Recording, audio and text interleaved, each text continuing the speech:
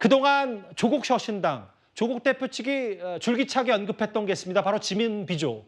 지역구는 민주당, 비례는 조국. 이 얘기였는데 오늘 국민의힘 소속의 나경원 후보가 이런 말을 했습니다. 맘카페라든지 이런데 지국 비조다 뭐 이러면서 지역구는 그냥 국민의힘 후보들이 공약도 좋고 준비도 많이 돼 있으니까 국민의힘 뽑고 이 이재명 대표의 민주당을 좀 못 믿는 사람들이 또 이제 하는 얘기겠죠. 비례대표는 조국 혁신당을 진짜 그래서 지국 비조라는 말이 유행어로 돼 있다고 어제 누가 그러시대요. 동작을에 출마한 이제 나경원 후보가 물론 이제 본인 얘기 아니라 온라인상 맘카페에서 하는 얘기를 인용하긴 했는데 지역구는 국민의힘, 비례는 조국 혁신당, 지국 비조가 유행한다 그런다.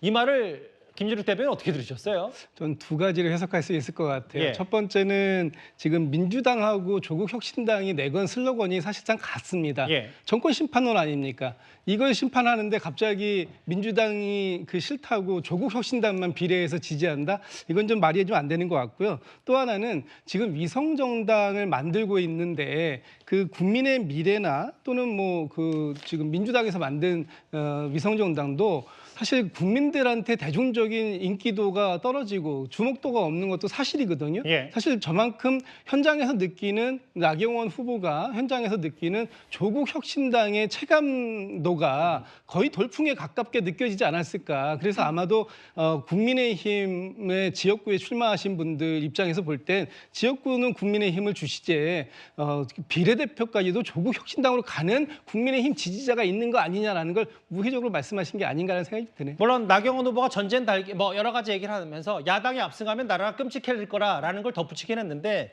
마치 이제 듣기에 따라서는 조국 혁신당의 돌풍의 실체를 여당의 서울 선대위원장이 스스로 인정한 것 때문에 그런 꼴 아니냐라는 것 때문에 오늘 좀 논란이 있었어요. 강지연 변호사 생각은 어떠세요? 나경원 후보가 한 이야기를 사실 지금은 짧게 들었는데요. 그 한 내용을 조금 더 들어보면은 국민의힘 후보들이 공약도 좋고 준비도 많이 되어 있다. 그러면서 이재명 대표의 민주당을 믿지 못하시는 분들이 계시는 것 같다라는 이야기를 한 것이거든요. 결과적으로 지역구에 있어서 민주당에서 후보가 나온 분들이 얼만큼 준비가 되어 있느냐 이야기를 하는 것은 민주당에서 그동안의 공천 과정에 대해서도 한번 짚는 이야기라고 생각을 합니다.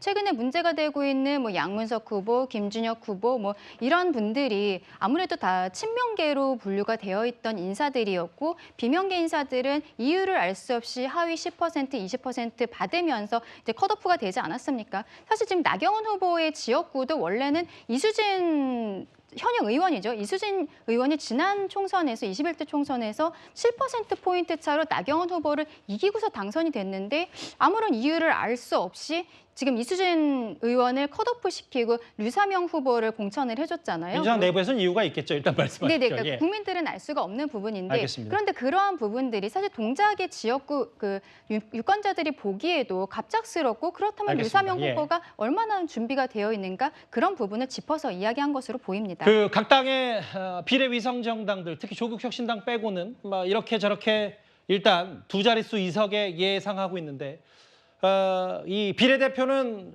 늦게 좀 개표가 되니까요. 모레 새벽이면 대략적으로 몇 석씩 가져가는지가 판가름이 날 것 같습니다. 저희가 짧게 이 얘기까지 만나봤습니다. 지금까지 들은 여러분들의 목소리를 만나볼 차례죠. 첫 번째 댓글입니다. 민심을 담아서 내일 꼭 투표합시다라고 하셨고요. 예. 투표 포기하면 미래 없습니다. 예, 맞습니다. 국민은 현명합니다. 옳고 그름 바르게 판단합시다. 오늘은 가치 중립적인 댓글 3개만 대표적으로 추려서 여러분께 말씀을 드렸습니다.